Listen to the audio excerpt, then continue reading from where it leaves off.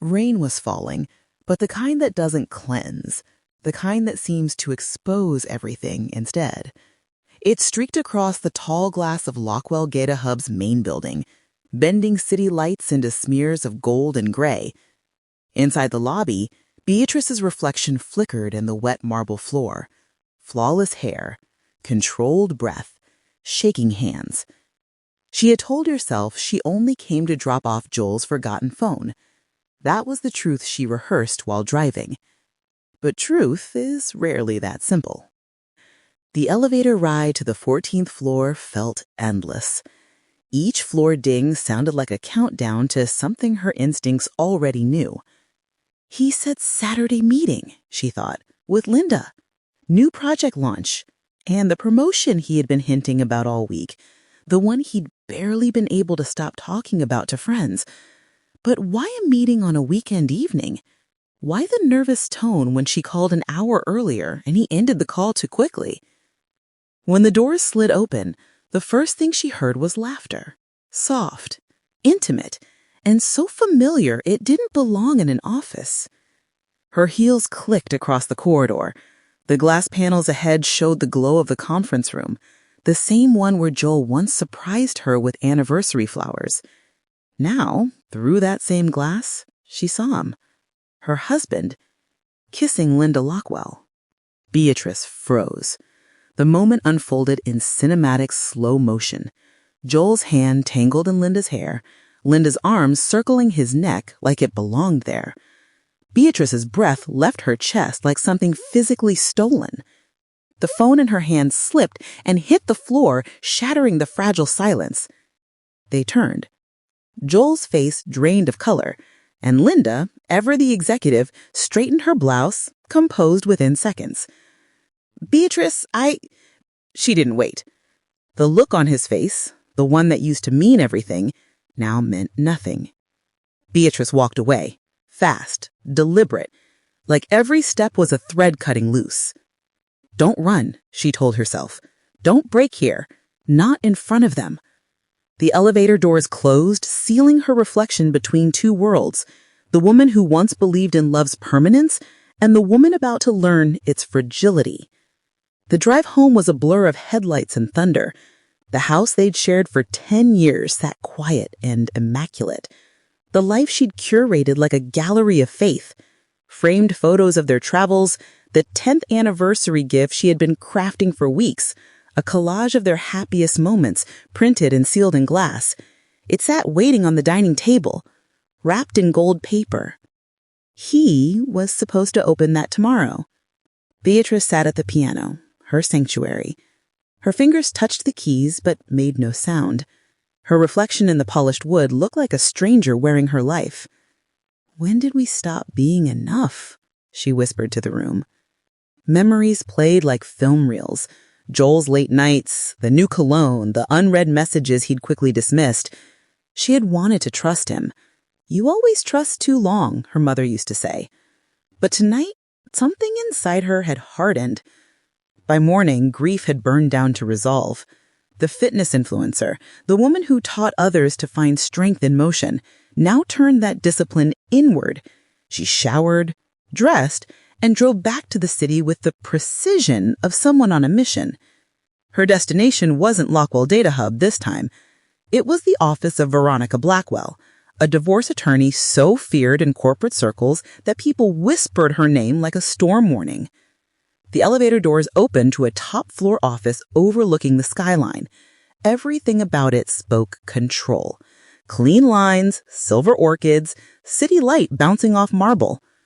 Mrs. Reed, Veronica greeted, shaking her hand. I understand you have a husband who underestimated you. Beatrice almost smiled. That's an understatement. She placed Joel's phone on the desk and slid across the photos she had taken the night before. Then, quietly, the videos, the soft laughter, the kiss under office lights. Veronica didn't flinch. Adultery, she said flatly. But I suspect this goes deeper than betrayal. Beatrice nodded. He's been using our joint accounts for months. Dinners, luxury hotel stays, all marked as business expenses. Veronica's pen moved fast. Lockwell Data Hub. That's Linda's company, correct? Yes, she's the CEO. That was all the attorney needed. Then this isn't just infidelity. It's corporate misconduct. We're not filing for heartbreak. We're filing for war. That night, Beatrice couldn't sleep. The clock read 3:43 a.m. when she walked into her studio again. Moonlight cut across the floor, touching the glass frame of the gift Joel would never open. She unwrapped it slowly, each rip of paper sounding like a confession. Their photos stared back at her. Smiles, promises, 1,000 little lies captured in perfect lighting. She traced one picture with her thumb. Joel at the beach, wind in his hair, that easy grin that once made her feel safe. "You threw this away," she said softly. "But I'll be the one to finish the story." Her phone buzzed. A message from her friend Sabrina, who worked in corporate compliance at Lockwell. "Sent you something. You might want to see it before morning." The file contained email threads. Joel's name. Linda's. Words that stripped the last bit of mercy from the night. "Monique is making moves that could benefit both of us.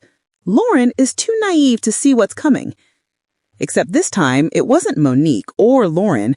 It was Linda and Beatrice. Her life, rewritten by deceit. She read every line. The arrogance, the mockery, the self-assurance she'd never find out. Her pulse steadied, not from shock, but clarity. She wasn't the weak one in this story.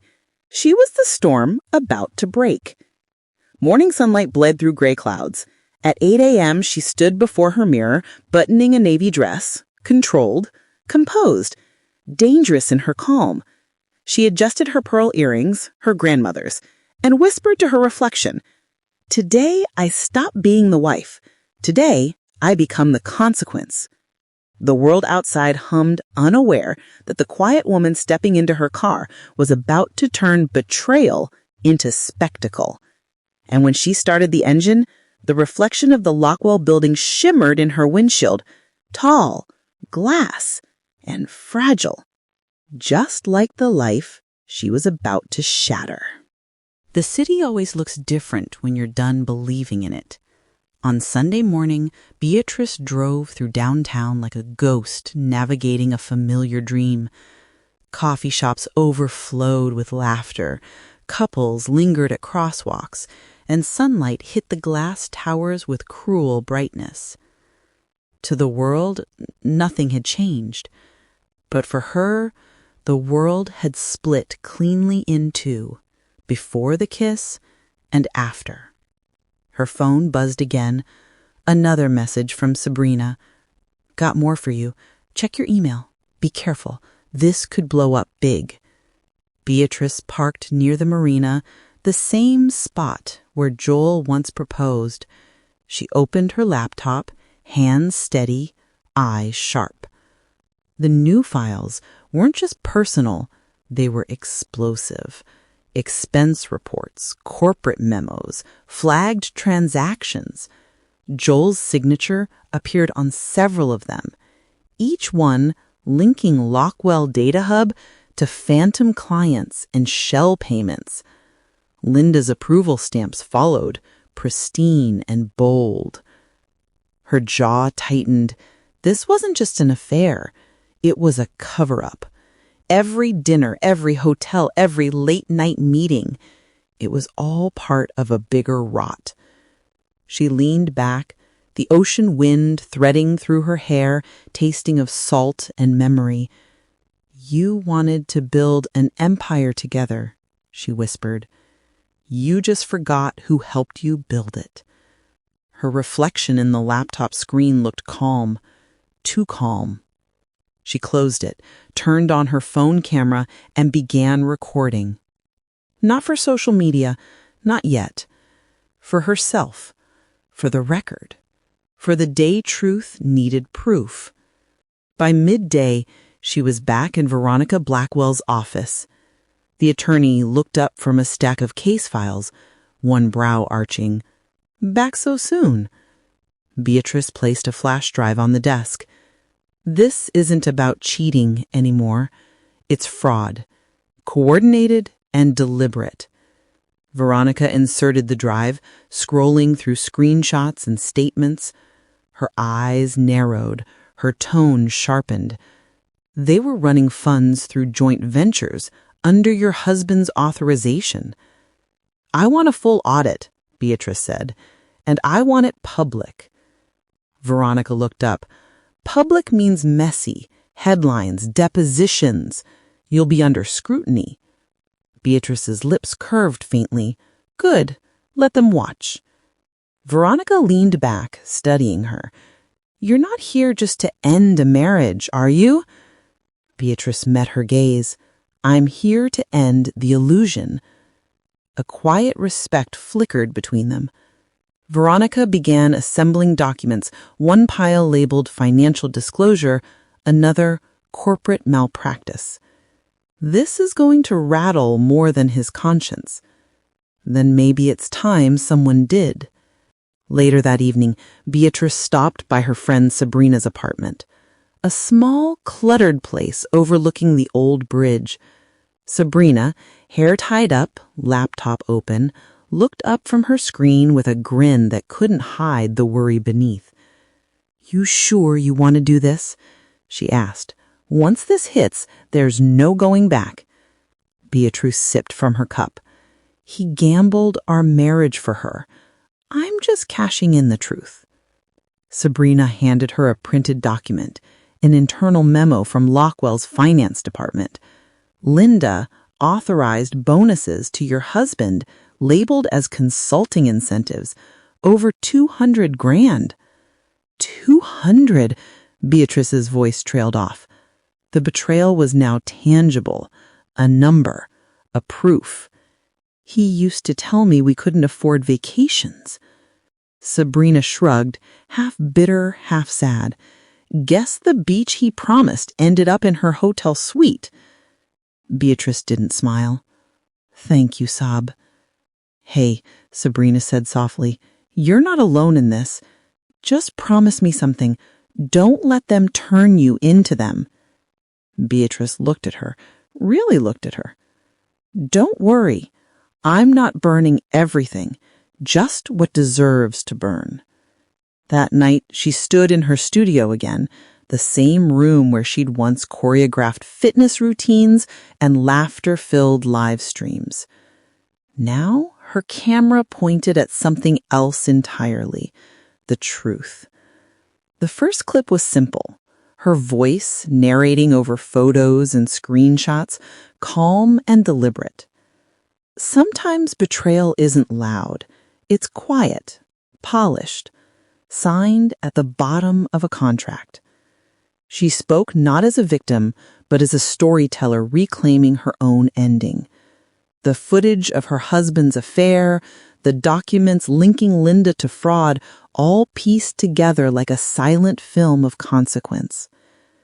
When she finished editing, she didn't post it. Not yet.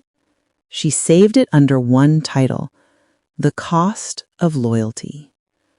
Then she opened her notes app and typed a message she wasn't sure she'd ever send. Joel, when you wake up tomorrow, everything you built will start to crumble. You should have remembered who helped you build it. She deleted the message. Some words are better delivered by action. The next morning, Veronica called. Beatrice, we're moving forward. I've scheduled a deposition notice for both Joel and Linda. Once the board sees this evidence, the company will have to react. Beatrice's fingers tightened around the phone. And when they do, then we negotiate, not for money, but for truth. Beatrice nodded slowly. That's all I want. Good, because that's the only currency that lasts. 2 days later, the story began to crack open. A whistleblower email, anonymous, precise, reached the internal audit team at Lockwell Data Hub. Within hours, whispers spread through the building. By noon, executives were deleting old threads and rescheduling meetings. Linda's composure wavered for the first time in years. Joel tried calling Beatrice, once, twice. Then he showed up at her house, face pale, voice desperate. "Bea, please just listen to me." She opened the door only halfway. "You should save that for your deposition." "Is this about revenge? Because I made a mistake." "Mistake?" She laughed, soft but sharp. "A mistake is forgetting an anniversary, Joel, not rewriting your wife out of your life." He reached for her hand, but she stepped back. "Don't," she said quietly. "You don't get to touch me with those same hands." Joel's voice cracked. "You're destroying everything." "No," she said, eyes steady. "I'm just showing the world what you already destroyed." The door closed, and the silence afterward wasn't empty. It was earned. That night, Beatrice drove to the ocean again. The air was colder, the waves rougher, as if echoing everything inside her. She sat on the hood of her car, watching the city lights blur in the distance. For a moment, she almost missed him, the man before the lies, before ambition turned to arrogance. But she reminded herself the past is a place, not a person. Her phone buzzed one last time, a message from Veronica. "Lockwell Board is calling an emergency session. They know. It's starting." Beatrice looked out at the horizon, the reflection of city lights rippling across the water. Somewhere behind those lights, the storm she had set in motion was beginning to move. And for the first time since that night in the office, she exhaled, not with sorrow, but with relief. Justice, after all, begins quietly, but when it arrives, it does not knock. It enters like rain. Monday morning sunlight poured through the blinds like it had something to prove. The Lockwell building glittered in gold, pretending everything inside it wasn't made of secrets. Beatrice adjusted her blazer in the elevator's mirrored wall. She looked calm, too calm for someone who'd seen her world crumble 48 hours ago. Her mind replayed that Saturday evening, the reflection of Joel's hands on Linda's waist, the quiet gasp that had frozen time. She could still feel that invisible cut across her chest, but pain had taken a new shape now. Focus. She wasn't there for revenge anymore. She was there for release. The elevator doors opened. The familiar hum of keyboards and footsteps welcomed her, as if the walls themselves didn't know what had happened. Beatrice's heels clicked softly as she walked to her desk. Joel's office door was closed, Linda's, 2 doors down, slightly ajar. "Morning, Beatrice," one of her co-workers whispered, eyeing her carefully. She smiled faintly. "Morning." It was strange how the world kept moving. People talked about deadlines and reports, while her marriage was bleeding quietly in her chest. But that's what made her decision so clear now. She was done holding wounds that weren't hers to keep. By noon, she stood before Linda's door. A knock. Gentle, but firm. Linda looked up from her desk, eyes darting nervously. The woman who'd commanded every room now seemed smaller, trapped inside her own guilt. "Beatrice," she stammered, I wasn't expecting." "I'm not here to fight," she interrupted softly. "I just came to return something." She placed a sleek white envelope on Linda's desk. Inside was her resignation letter and a detailed report Beatrice had been compiling for months. It contained the inconsistencies in Linda's project accounts, the ones Beatrice had noticed but never confronted her about. She'd once kept silent to protect the company. Now, silence was no longer kindness, it was complicity. Linda's face drained of color. "You were submitting this to HR?" she whispered. Beatrice nodded. "I already did."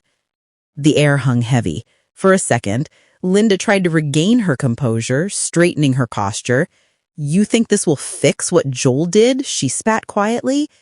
You think humiliating me makes you better than us? Her gaze didn't waver. No, but it ends the lie. She turned and walked away, her footsteps echoing in the tense stillness. For once, Linda didn't call after her.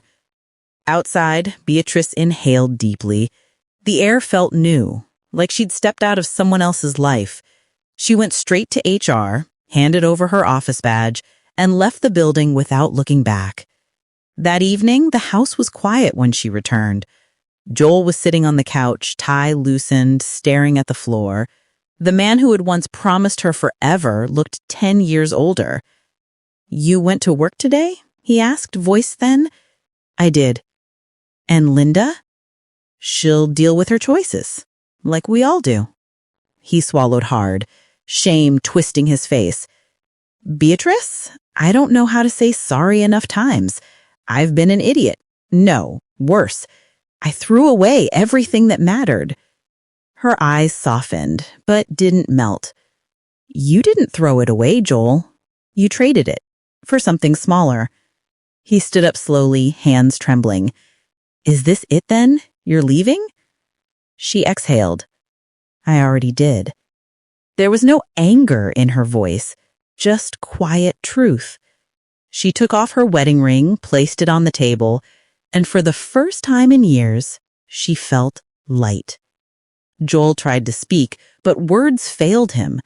He looked at her like a man realizing too late that the storm he created had finally cleared, and he wasn't standing in sunlight, but emptiness. Beatrice picked up her small suitcase, the same one she'd packed after that night. She didn't look back as she walked to the door. Outside, the evening breeze caught her hair. The city stretched before her, wide, humming, alive. Somewhere beyond the horizon, her next chapter was waiting. She didn't know exactly where she was going yet, but for the first time, that uncertainty didn't scare her. It thrilled her.